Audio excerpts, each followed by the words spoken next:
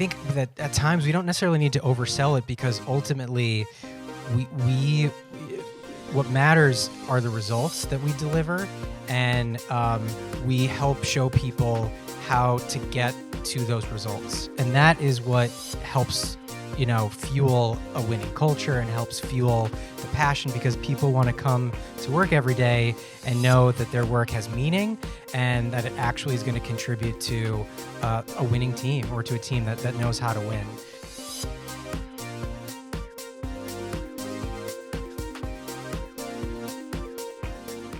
We're going to be talking about hiring, best practices, building your team. So I want to welcome all my panelists up real quick. Come on up, guys. Grab your seats, and I'll have them introduce themselves in a minute. As our lovely MC mentioned, my name is Tim Hines, the CMO of a company called AmTrav. It's a corporate travel management software and solution business. So if you guys are in the need of help with your business travel, that's my team, but I do marketing. So now I'm gonna pass it over to my panel. We just run down the line. If you guys can just do a quick intro, 30-second elevator pitch of who you are, what you do, let the crowd know. Hi everyone, I'm Madeline Maguire. I'm the Senior Director and Head of B2B Marketing at Grubhub and Seamless. Hi everyone, happy to be here. My name's Sam Olstein. I'm an Executive Director with the GE corporate team. I look after an internal employee engagement platform that is focused on upskilling the whole organization. Hey everyone, my name is Christian Navarro. I head up a brand marketing team at Lime, which is the world's largest provider of shared e-bikes and e-scooters, based here in New York. My name is Jian Cho. I'm the Chief Marketing Officer at VizAI, which does AI-powered disease detection and care coordination in healthcare. Awesome. Thanks, guys. So obviously in this panel, we're going to be talking again about building that core team, what it's like to build that team of aces, and how we go about managing them, bringing them up, when to upsize, when to downsize, all of those things, ins and outs. Since we're all CMOs here, how many people are still CMO sole contributors, or how many people here, you guys have a team? Anybody here have a team? Okay, yeah, so we all have teams. We're all curious about how to do that. So the first question that I'm gonna have for the panel right now is to talk about what your team looks like, how that structure's set up. Obviously, we have people here from a variety of different industries, different size companies, stuff like that. Personally, myself, I've worked for a lot of startups and scale-ups, so my teams have been relatively small, relatively flat, and that might not be the same for you guys. So I would love for you to hear about what your teams are actually like and why that structure is set up that way. So Madeline, if you could get off, that'd be amazing. Yeah, sure. So my team at Grubhub, we follow a decentralized structure for marketing. So my team is the B2B/B2B2C. So it's a team of 40. We have corporate and campus, we have restaurant and driver. So there are 3 functional areas. And within those teams, we have acquisition, product marketing, client marketing, and B2C marketing, believe it or not. And then we have some teams that we tap into as well that don't report directly up to me. So that's data science, brand, and creative. So I look after a cross-functional team that is somewhat decentralized as well, and very lean. We're a small team that's a mix of full-time directs, and then I have extended partners who oversee our content studio and our product development team, as well as looking after some folks in our IT organization who actually engineer and do all of the back-end work on our platform. Over at Lime, our team is still very startup-y and very small, even though we're a rather large company. But on the brand marketing side, I've got a team of brand managers that cover the entire globe. They're embedded in the marketplace. I've also got content and content development sitting underneath me, as well as the website as a channel and social and community management. So at Viz, I've got 3 teams. One is product marketing across provider and life science. And then I've got a demand gen performance team. And then the third team is creative, brand, and communications. Thanks for that. So I think this is kind of interesting, right, that they all have different size teams. When I was hearing, when we first did our Zoom intro a few weeks ago, you're like, oh, I have a team of 40. I'm like, oh my God, 40? That would be amazing, but also semi daunting. I don't think I've had a team any larger than 10 personally. So as we're kind of thinking about these different sizes and the functions that you guys are responsible for, and the additional like verticals within the marketing organization, and this is kind of this is a very big question, but I guess would like to hear the nuance of your approach. But how do you know when to make that next key hire? Obviously, there's some interesting stuff. We've heard this earlier on in some of the conversations today. Very interesting times economically. Marketing is always, kind of got a bullseye on our back. There's different things we have to consider as marketing leaders. And personally, for myself, because I've worked in small organizations, I'm not great at knowing when to hire. I'm going to admit that. That's not my strength. Building the team, finding the right people, knowing when to hire for me has always been a struggle. So would love to hear about how you guys kind of go ahead and plan that out. And yeah, we'll just go down the line. This is a great way, unless it's someone is like so keen on jumping right in. But please. I can go first, but yeah, I can go first. So, there's no perfect science from when to make a hire. I think sometimes the needs of the business dictate that. Obviously, when a need arises, you can ask yourself, is this going to be a need for a long time, or is this a temporary need? To define whether or not it makes sense to outsource that. What are the costs involved with outsourcing that compared to hiring internally? And then, of course, it's not always up to us making the hire. We have to make the case to the other executives at the company. So just putting numbers behind whatever the opportunity is. Tim, this is a great question. Really good question. And I'm glad you mentioned outsourcing. I think our approach has been to try before we buy, and we'll work with whoever, if it's it's independent contractor, or if it's a specific person who's a part of a bigger consulting organization.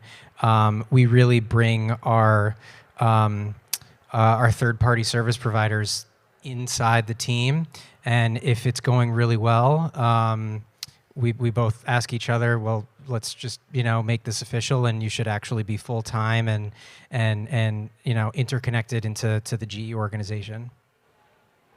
I would say we implement a very similar approach where we pilot a new role or new hire. I think where I start, and I start to think about when we should hire, is you have to listen to the business. You kind of alluded to this as well. When I first started, I was able to sort of, like everyone does when you onboard to new business, you meet everyone across the organization. You just start to hear themes, and you start to hear, okay, well, what can my team do to solve this?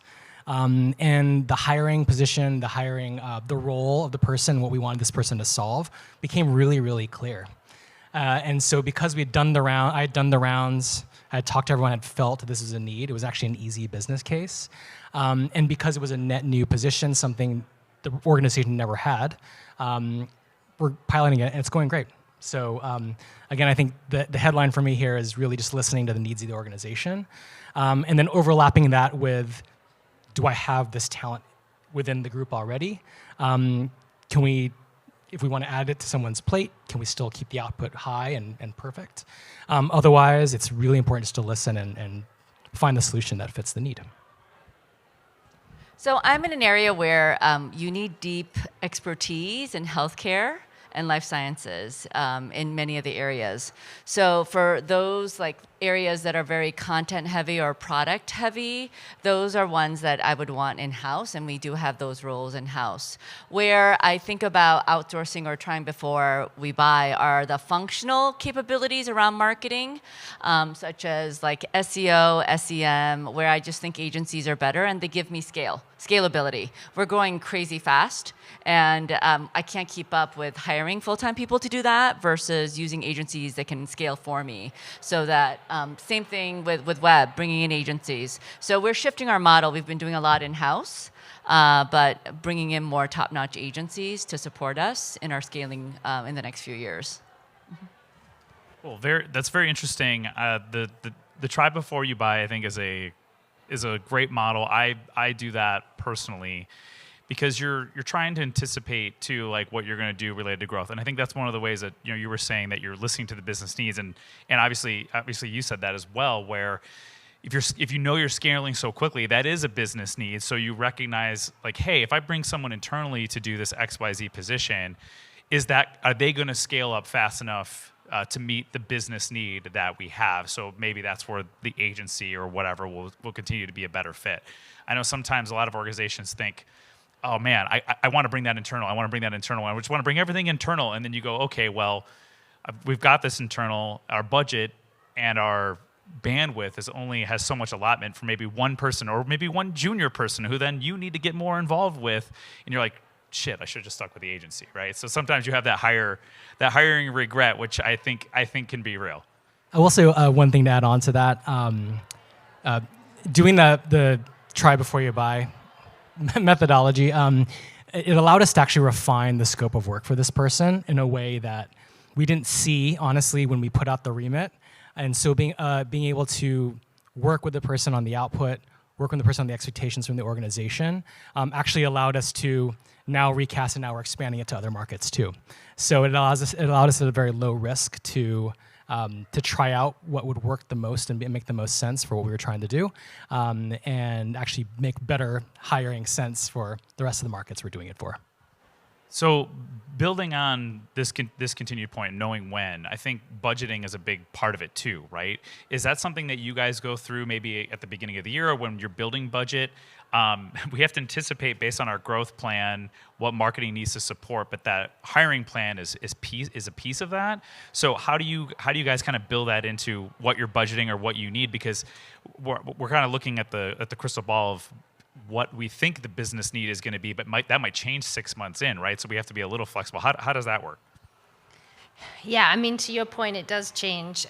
We obviously go through that. We go through our budgeting and try to make those anticipations. But at the same time, I think changes happen. You spot opportunities. That happened to us, just recently, where we were able to justify adding extra headcount. So it really depends on the culture, but it's great if you can be agile as needed and not make those decisions on an annual basis.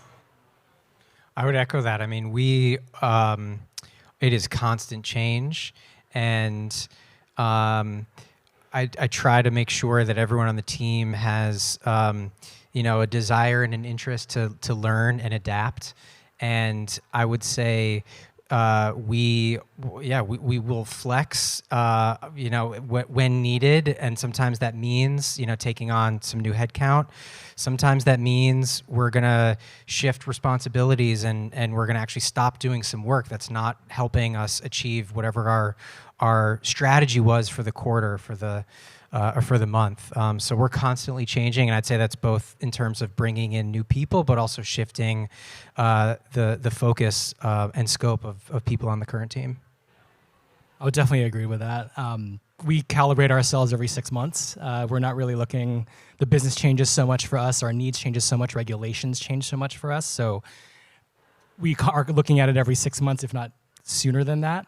And I think as we build out those plans, I'm always looking like, will I have the talent to make this plan work? And so I'm always thinking about like, well, I'm definitely have to sort of hold on to some budget, some space to bring on a freelancer or to bring on an agency. So it's always a constantly changing process. But as the plan is being built, I'm always thinking about who the right people and who the right cast is to make it right. Yeah, I think it's similarly, I bake in flexibility in the budget to give me room to operate throughout the year, because things may come up that you don't anticipate. So I probably adjust on a quarterly basis based on how things are going and we know what is yielding better return than others, to understand what we stop doing and what we continue doing or do more of. So we try to evaluate the metrics on a quarterly basis to inform some decisions about where we put our money for the next quarter and throughout the year. But I try not to adjust too much. Like, I think it's good to just have a steady understanding of where you want to go, and just be agile and build that into your plan. Yeah, plan agility, super, super important. I mean, as a marketing leader, pretty much everything that you do, but especially around hiring, especially around budgeting, and I don't want to go down too far down the budget rabbit hole because this could turn into a budget panel and then everyone will fall asleep, so we don't want that. What about attraction of talent? What are you guys doing today for that? Because we've heard of the Great Resignation, we've heard of quiet quitting, we heard how hard it is to get people to come in the door and stay in the door. I mean, we saw for the longest time all of the amazing benefits like the tech industry was doing for the longest time. I think that stuff's kind of on its way out the door now, especially with what's going on in that sector. But the people, these workers, this talent today, they have certain expectations, and we got to meet them, right? But also balance the work that needs to be done and having serious people in the door. So what are you guys doing to attract people to your marketing teams? So one thing I'll say that I think is interesting with that is that I think a lot of companies lose out on good talent during the interview process.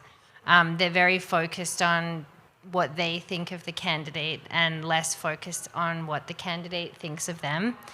So when I'm interviewing, and I meet everybody that comes onto our team, at least for a final round, and I want to make sure that every candidate knows how much I love my job and how passionate I am, that's a culture that I really try to foster, and I want to make sure that they really feel that from me. They feel the energy, they see my smile when I talk about what we're working on and what our vision is, and try to really paint a clear vision of what impact they're going to be making and why we're making this hire. So I think it's important to sell the candidate on that, and then also be genuine about it too. I'm sure we'll probably touch on culture creation later on in the discussion. It's actually the next question. So you can keep going. No, it's fine.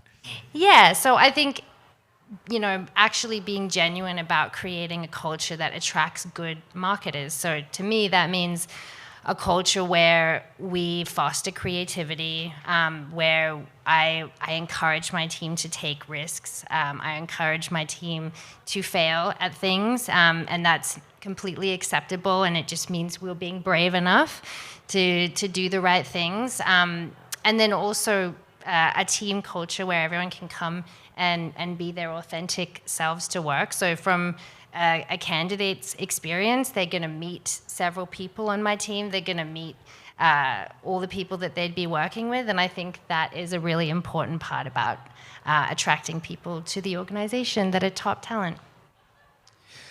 I think at GE, we're really fortunate to have a brand that is already a great magnet for talent because it represents so much about promise of the future, a better tomorrow, and we're already tackling some of the hardest problems on the planet, whether it's the future of the energy ecosystem or the future of flight. We recently spun out our healthcare division, which is also a very, very promising purpose. So I think that we've been able to get some people in the door because of that brand promise. And I would echo Madeline that I certainly want to convey how much passion I have and the team has around the work that we do. But I think that at times we don't necessarily need to oversell it, because ultimately what matters are the results that we deliver, and we help show people how to get to those results. And that is what helps fuel a winning culture and helps fuel the passion, because people want to come to work every day and know that their work has meaning and that it actually is going to contribute to a winning team, or to a team that knows how to win. And so I think that shows up very organically when a candidate is talking to anybody on the GE team, because that's the reason why people are at GE today. I would have to agree. I think one thing that, at least in recent months for us, has been such a great magnet for good talent has been pure alignment on the mission of what we're trying to do. Oddly, it hasn't been so apparent in past lives for me, but usually if the candidate is, if they're excited about what we're doing, the mission, the vision of this company, you start to realize, okay, they're a great culture fit. They understand the grit it's going to take to do this job. They understand why we're doing this job. And because our leadership is so mission focused, we talk about it every single large team meeting, small team meeting. And so that has been a really great way to attract talent around the idea of aligned values and aligned missions.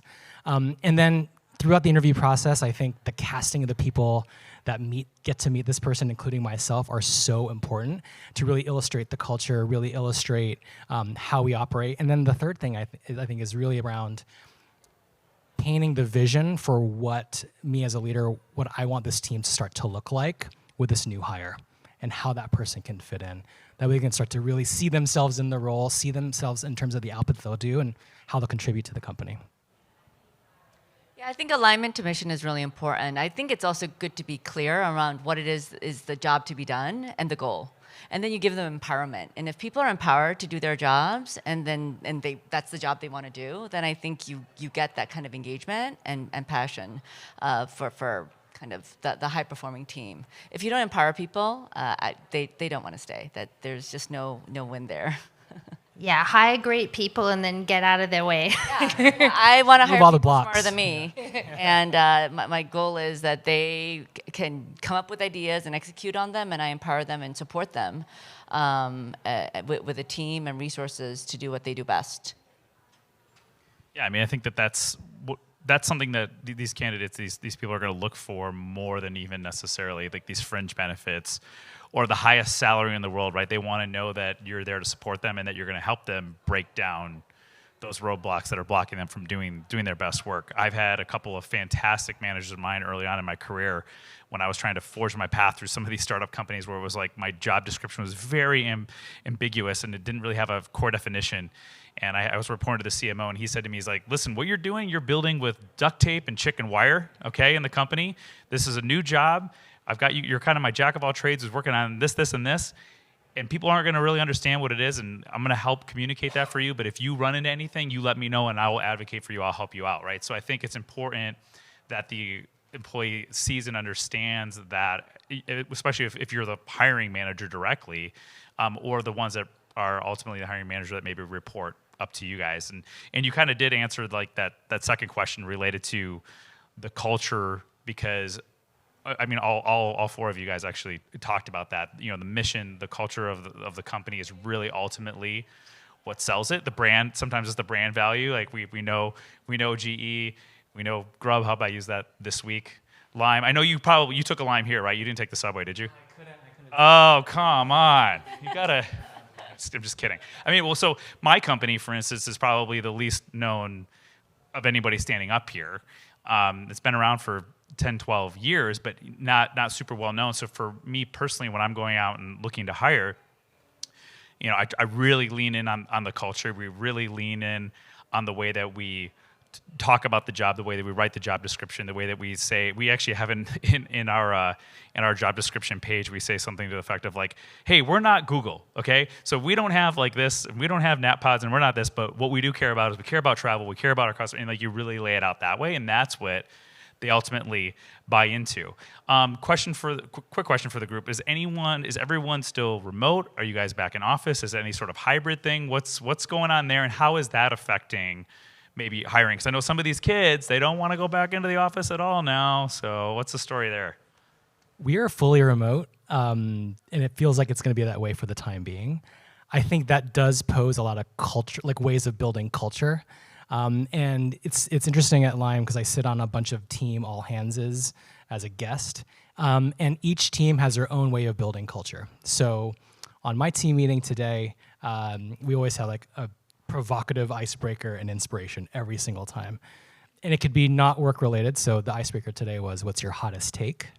I'm not going to tell you what mine is because it's very embarrassing. But I do think, being remote, I think really does actually pose a lot of really new ways to have to build a culture and build team energy. Of course, offsites are really huge, offsites and getting it together. But, it's a lot harder to do when you work for a sustainability company. You don't want people flying everywhere all the time. So doing those things remotely and building that culture. Hey, didn't I mention I work for a travel company? No, we want people flying everywhere all the time. My bad. I'm going to talk to you after this. Yeah, let's talk.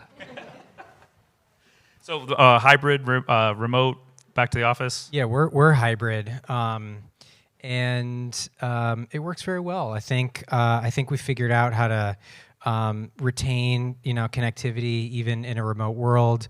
I guess it probably works for us because we do have we do have in-person on-site gatherings. We also do a lot of experiential week-long process improvement events where we send people to not just connect with like my team, but to work with other business units and improve. And so I think that helps employees at a huge company stay connected, not just to the culture of like my team, but the broader GE culture. And you mentioned it before, Tim, but we really, really articulate what that culture is about so that our candidates understand, because it's not a fit for everyone. And I think it's just as important to be clear around what you're not, so you can understand, okay, is this person going to really jive and fit with the mentality we are inculcating around the company? We are hybrid as well. So I think it did take some adjustment when we started back 2 days a week about a year ago now, just over a year ago now. But it's been fantastic. Our team likes to come in on one day, and then we give the other days flexible. They can choose whatever suits them. But I think our company was uniquely set up for success with this because we were always 50-50 between Chicago and New York. So we were always used to having team members dispersed, and personally, my team is pretty roughly split 50-50 with Chicago and New York. I think the challenge is the workers that were hired remotely during the pandemic all over, making sure that when we are doing things in person and reigniting that in-office culture, that we're still making sure that they feel included and part of it, and that there's equality in that regard too. So just something that I know a lot of companies are struggling with, and candidly, a lot of our clients are struggling with that. Part of my team deals with Grubhub corporate accounts, which sells meal benefits for remote workers. So if anyone needs it, hit me up. Yeah, we're fully remote. We've been remote for a long time, actually. So we've got an office in Tel Aviv for our R&D team and one in Porto in Portugal, but in the United States, we don't have offices. So we do travel a lot, though, conferences especially and offsites. So I'm constantly on the road, and I see people. I don't feel like it's remote. I have a lot of in-person engagement. So all the money we save on offices, we spend on travel. Marriott. Thank you. Envoy points, yeah. Thank you for traveling. So in the hiring process, just real quick on that, since we've got hybrid, fully remote, got the mix here, do you guys mostly do all of your hiring then, like doing the Zoom call thing? That's how we start it, or if they're local to an office, do you say come on in? What's the practice there? Ours is on Zoom right now, but I miss interviewing people in person. So I would like to start that up. I think where you can, it's always really nice to get that human contact. But for now, we're exclusively on Zoom. Yeah, I think it depends how senior of a role it is. Most of the entire interview cycle happens virtually, but if it is a senior role, or if it's someone who's going to have a role on a leadership team, definitely bring them for an in-person check at some point, or we'll find a way to meet halfway at a GE site if it's not coming to New York. Same for us. The entire loop is on Zooms, but if I'm hiring for my team and they happen to be in New York and I'm in New York, I see no reason to not meet up with them. Yeah, same here. It's all remote except for really high-level hires. I have a strong preference to meet with them in person at like the VP level. It's so interesting. During the pandemic, I was interviewing for a VP of marketing role and got hired by the company. And to me, that was the first time I'd ever been fully Zoom hired, brought on, and never met them until we finally had gotten together. It was in, I think it was like March or something of 2021. They're like, yeah, we're gonna get together for an onsite in Austin. I was like, cool. Get to meet you guys for the first. It's such a weird change, so dramatic, right? And I think it's interesting that we're talking a lot about culture and needing to maintain that across. Well, I mean, we have multinational teams, but especially in this remote world, that's kind of hard to do. And one thing that I think is important, and we're learning a lot about this today, is marketing advocation, how we are promoting ourselves, how are we communicating the importance of what we're doing in marketing, because everyone thinks they're a marketer sometimes, right? And leading into the question here really is coming down to how are you promoting the hire, your team, and why you need to grow the team when A, it's tough to do with marketing already, B, the economic climate is whatever, depending on what industry you're in, and then C, you're all remote, so it's like, how do I say like, oh, hey, meet Bob, who I just brought onto my product marketing team. Shout out to the product marketing people over there. Just brought on Bob, product marketer. Everybody meet Bob on Slack. And they're like, hey, Bob. And then they just don't know who Bob is or care anymore.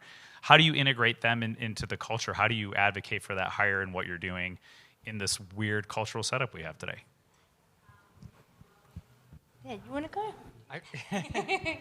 I try to anchor the sell around capability and tying it to here's our priorities and our objectives, and the capacity of the team, our capability looks like X, Y, and Z, and if we're going to adjust our strategy, and that means we need X number of new people, that's going to look like this kind of enhanced capability, which is ultimately going to deliver more to the businesses. It's going to create a higher level of engagement for our employees. But I try, if I'm able to find the right way to articulate it, anchor all of that headcount back to increasing or enhancing our capability. I would say another thing is just really going out there and merchandising the work from the team and merchandising the teams who did it, and in fact letting them self-merchandise to the rest of the organization. I think it's really hard when you're fully remote. You don't go up to and walk up to the marketing floor and know who all the marketing people are, right? So I think it's just as important from an internal reputational perspective to go out there and sell the work that you're doing. Full stop. People need to know you're doing it. They need to know that you're solving problems, that you're pushing for results. And more often than not, at least at Lime, it opens up a lot more of someone in another market being like, oh, I had the exact same problem. Like, let's get going. Let's figure this out and work it out together from a marketing perspective. So I think a lot of it is just as much internal PR around names and work streams. It's something I hadn't thought of. This is my first fully remote job, but it's really important, and I would imagine it's also important in person too. But I try to make a very pointed effort to do that. We've found that social media has been a really good internal tool. So we use Slack and email, but people just can't keep up with all of it. But for some reason, they can keep up with social media. And so I've been in this job for 5 months, and we've been ramping up on social media and sharing what's happening. And a lot of it's kind of marketing in the content, but also marketing in itself, right? That's being shared on social. And it's been great externally because we've been going great around followers and engagement, but it's the internal audience sees it and gets really excited about it.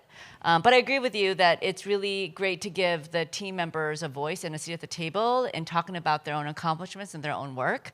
But I have found social media in this remote world to be very kind of useful in the channel for not just external, but internal engagement. Yeah, and then one thing I'll say as well is that one focus area that I've had is to make sure that none of my teams are operating in silos. And that really starts from the top. So when I'm not dictating the strategy for the next quarter, I'll definitely meet with all of the other cross-functional leaders and let them weigh in and let's make those prioritization decisions together so that they have buy-in on what we're doing, because that really flows down. And I also look for opportunities to create projects across different cross-functional teams that my team members can sit on, so that we have client success, sales, and marketing solving something together and then presenting that work together. So I think that's really good for my team's internal PR. It's good for my team's visibility in the org, and it's good for morale and good for performance. It's not the best when marketing teams are just operating in a silo. So that's just one other thing I would add there too.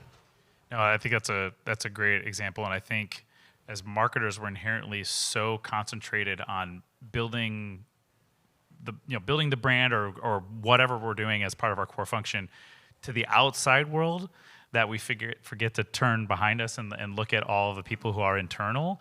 And so we often leave people internally going with a big question mark over their head. What is it marketing? What is it they do? Like, I don't understand. And so we do have to figure out ways of breaking down those silos, creating that visibility, giving your team members the chance to step up and talk about the great things that they've done. And unfortunately, in this remote world, it's only solidified or made it more difficult, I think, at least in my opinion, to tear those silos down. So you have an additional challenge. I like the social media example. It's like people can't keep up with the Slack. They can't keep up with the company email, like welcome aboard, or we're working on this thing. So you have to figure out other ways of doing that. Maybe if that's social media, or we heard from TikTok earlier, maybe we got to do internal TikTok dances on this is what marketing's doing. I don't know, whatever. We got to figure out those ways of breaking it down. So no, those are great. So here's an interesting one. One of the points up here is about retention. So keeping them on is really, really important. So how can we help to as leaders, how can we help to nurture those really high performing teams, and keep them satisfied, right? We've got them bought into the mission. We've got them in the door. We've broken down the silos. They're sharing what they're doing, but now they're performing so well that they can almost get up to the level of where they're outperforming and they've grown past. I've worked with some teams that I'm just like, yeah, I mean, the company can't keep up with where you're at. Maybe it's time for you to find your next big role, and that's okay too. But how do you nurture those high value teams? And then how do you bring up the ones that maybe are struggling a little bit? And again, tough to do in this remote world that we're in, but I'm sure you guys have all figured this out in some way. I think a lot of it, I'm going to mix it up. Sorry, guys. I think a lot of it is sort of finding the fringes of where growth can happen. I think everyone will stay at a job when they feel like they're challenged, they're pushing their boundaries. And I think in the previous session, they were talking about CMOs need to feel like CEOs. I think where you start to see a lot of growth, and where I start to see a lot of growth and excitement from my team, is where we look at the fringes of where our scope is. I'm not saying pick up a whole new scope and do something that's not related to marketing or brand marketing. It's really all around finding some different opportunities for us to make a difference. At Lime, customer service does not sit, the pure customer service function does not sit inside a brand. But there's so many brand implications to it. And so finding those fringes, embedding marketing and brand into those fringes, I think will continue to sort of have the person grow outward instead of just upward. And I think that's going to be beneficial for them overall. They'll start to see their effect on the business even beyond marketing. Yeah, it's that old adage of the T-shaped marketer kind of thing, right? Yeah, I love what you just said. I think it's one thing that I try to do on my team is not have everyone has their focus areas, but if someone has a great idea that's going to move the business forward, let them do it. I think that's really motivating and really rewards people who are pushing the boundaries and thinking outside of the box. There's no reason to keep everything artificially contained. So yeah, I think that sort of relates to what you were saying. I honestly, I would just echo it. I think there's nothing better when someone leaves the nest and finds an amazing opportunity. I mean, speaks to the growth that you've helped them on their career. And I just think, that begets part of this winning culture. And when other people see that, so-and-so has grown up and taking on new responsibilities and now has this amazing opportunity, even if it's with another company, it just helps fuel the mission even more. And it's just, positivity begets more positivity for the team. And I think the last thing any leader would want to do, and it sounds like everyone on this panel absolutely agrees, would be to, prohibit anyone from pursuing something that is interesting, even if it's not in their job description. Yeah, I mean, I think I agree with everything. I think by the time they've decided to leave and tell you about it, it's done. So I never try to keep anybody. If they've come to me and said that they want to go, it's already too late. And I think it's futile. So I think it's about getting ahead of it and continuous engagement and having a pulse on what's going on with your employee at home, personal and at work, and understanding what is it that makes them tick. right? So if you have that for each person and have a good understanding of your top performers, then I think you're in a good place. But by the time they come to you and tell you that they're going to leave, I think that's game over. Yeah. Totally. So we're getting close to the end, and I wanted to close out with what we're calling your top takeaways. But in the interest of Lime culture, I'm going to call it hot takes. Appreciate So that. what is your hot take on this attracting, retaining, promoting a great company culture, great candidates? We'd love for you guys to do that real quick. I'm going to start with mine, which is one thing I always look for in a candidate is I look for a candidate who wants my job, who wants to take my job from me. I think that shows tenacity, that shows grit, that shows determination. I want one who's going to come after me. Some managers are like, no, I would never want someone to come take my job. But I'm like, no, come take it. Come on, I'm up for the challenge. Let's go. Maybe we'll grow together. Or maybe you will take mine, but that means you're going to kick some ass while you're working for me. So that's mine. Yeah, I mean, I might say this because I work at Seamless, but I like hungry people. I like hunger, and it's an intangible for when you're hiring somebody. I want, similar to what you were saying, ambition, hunger, creativity. That would be my number one. And when I'm interviewing, I start with the biggest softball in the world. Tell me what you love about marketing, and I want to see their eyes light up. And I won't hire someone if they don't. Yeah, my hot take would be finding people that exhibit curiosity. It's not that I don't like functional expertise, but I think if you think about that and you hire for it, you're not setting yourself up to help that person grow and help your team grow. And so I try to understand, does someone have a mindset around improving themselves, and have they demonstrated a track record of dabbling and trying different things in their career? So yeah, it's trying to, put your finger on, is this a curious individual? Is this someone who has a mindset of continuous improvement? Lukewarm take or a hot take? I will say, when I think about hiring, training, especially training and retaining, I would say never discount as a leader being super, the idea of empathy. It is unbelievably powerful with someone on your team when you're opening up to them that you care about their personal life, their professional life, getting them out there into the organization. I think being an empathetic leader can do wonders for the confidence of the team. It can do wonders for the confidence or for the sort of the perception of the team, and for you as a leader as well. And so I guess the hot take is be human all the time. When you're hiring, training, retaining, be a human being. It's cool. I like that one. That's a good one. So I look for lifelong learners, people who want to learn and know how to fish. In the environment that we're in at Viz, that's critical. And if you can't move with the times or figure out the times or make the times, then it's not a recipe for success, because fast pace and lots of change. So it's that being able to be agile, as you said, and that growth mindset, but learning how to fish and figuring out, okay, now I have a different set of tools, or what are the tools I need to fish and catch bigger fish. Awesome. We have about a minute left. Do we have time for questions? We do. We have time for a few questions. So first of all, I love the comment about hiring people. When I finally met them, I had no idea how tall anybody was. Everybody's the same height on Zoom. So I'm a chief strategy officer. I own sales and marketing and ops.